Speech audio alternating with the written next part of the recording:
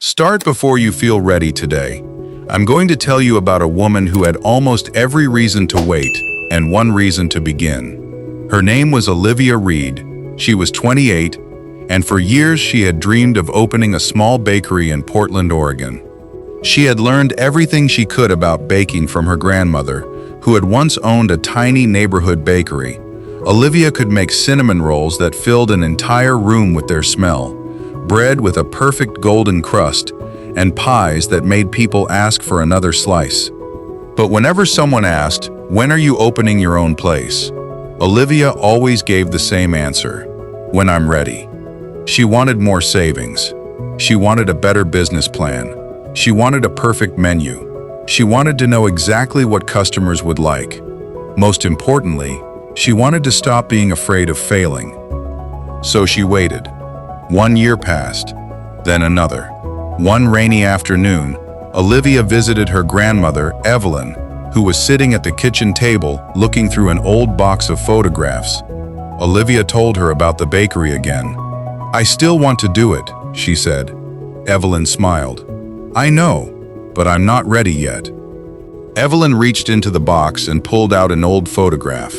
It showed her standing outside a tiny bakery with a handwritten sign above the door. "Do you know what this was?" she asked. Olivia nodded. "Your first bakery." Evelyn smiled. "I didn't know what I was doing." Olivia looked surprised. "You didn't?" "Not even close," Evelyn replied. "I had barely enough money for the first month's rent. I didn't know if people would come. I didn't know how to manage everything. I was terrified." Olivia asked, "Then why did you open it?" Evelyn looked at her granddaughter and said, "Because I finally understood something. If I waited until I felt ready, I might spend my entire life waiting." That sentence followed Olivia home. The next morning, instead of searching for another business course, she opened a notebook and wrote one sentence at the top: "Start with what you have." She didn't rent a large store. She didn't take out a huge loan. She started small. She borrowed a table from a neighbor, bought basic ingredients, and asked a local coffee shop if she could sell a few pastries there on Saturday mornings. The owner agreed. Olivia spent the entire Friday night baking. At sunrise, she packed 24 cinnamon rolls, 12 blueberry muffins, and a few loaves of bread into cardboard boxes. She arrived at the coffee shop, nervous enough to turn around and go home. But she didn't. The first customer bought a cinnamon roll. The second bought a loaf of bread. By noon, everything was gone. Olivia stood behind the counter, staring at the empty boxes. She hadn't built a bakery. She hadn't become successful overnight. But she had done something far more important.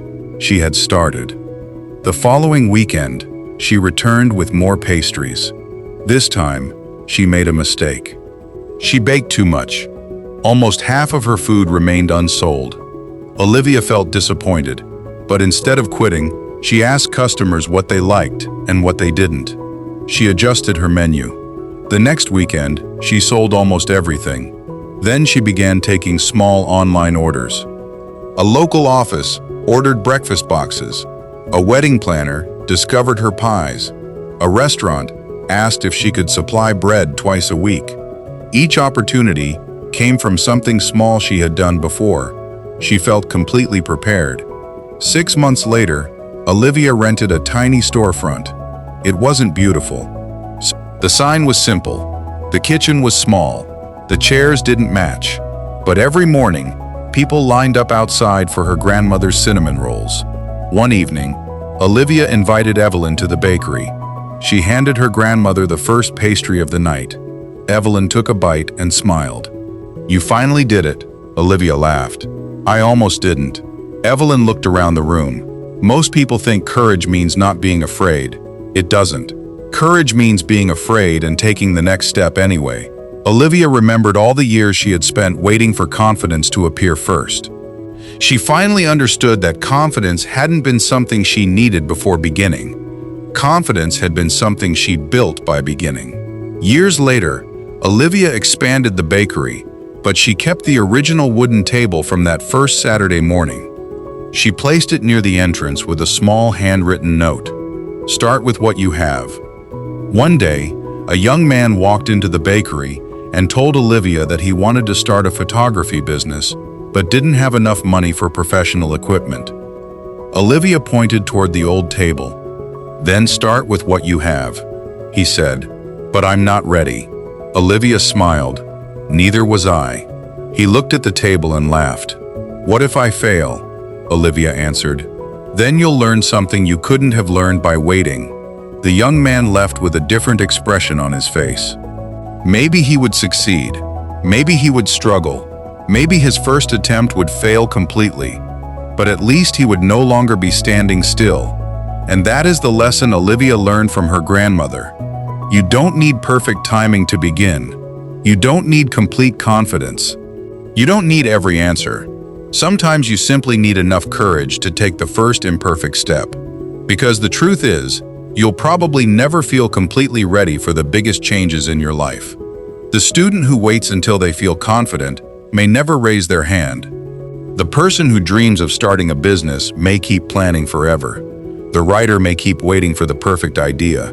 The person who wants to change their life may keep saying, "I'll start tomorrow." But tomorrow has a way of becoming another tomorrow. So if there is something meaningful you've been waiting to begin, don't ask yourself, "Am I completely ready?" Ask yourself, "What is the smallest step I can take today?" Take that step, learn from it, adjust, try again.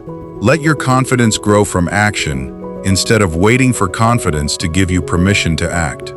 And if this story gave you a reason to stop waiting, share it with someone who keeps saying, "One day." Subscribe to the channel for more stories about ordinary people, unexpected moments, difficult choices, and the lessons hidden inside them. And remember, you don't become ready and then begin. You begin, and that's how you become ready.